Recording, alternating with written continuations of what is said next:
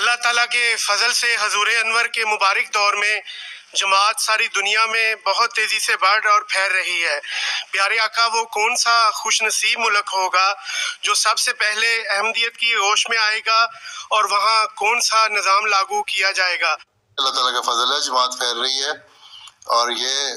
اللہ تعالیٰ بہتر جانتا ہے کون سا ملک قبول کرے گا، اور ہماری تو خواہش ہے چاہے وہ چھوٹا سا ملک ہو، کوئی چاہے قبول کر لے۔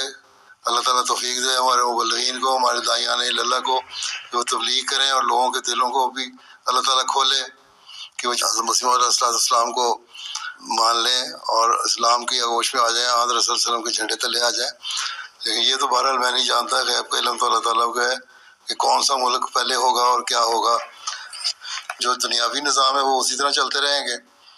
خلافت نے کوئی بادشاہت تو نہیں چلانی، نہ وہ نظام چلنا ہے جو خلفائے راشدین کے زمانے میں چلتا تھا۔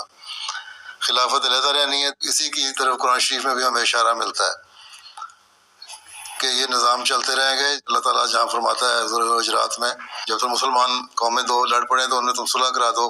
اور صلح کرانے والی حکومتیں جو ہیں وہ ان کے درمیان انصاف سے صلح کرائیں، اور جب صلح قائم ہو جائے تو پھر کسی قسم کے بدلے نہیں لینے، نا انصافی نہیں کرنی۔ اس کا مطلب یہی ہے کہ مسلمان حکومتیں ہوں گی اور بہت ساری ہوں گی، اور ہر ایک اپنا نظام اس میں چل رہا ہوگا جو اسلامی نظام کے تحت نظام ہے، اور جہاں شرعی فیصلے کرنے ہوں گے، جہاں خیرات کا تعلق ہوگا، جہاں روحانیت کی باتیں ہوں گی، وہ خلیفہ وقت سے مشورے لیا کریں گے۔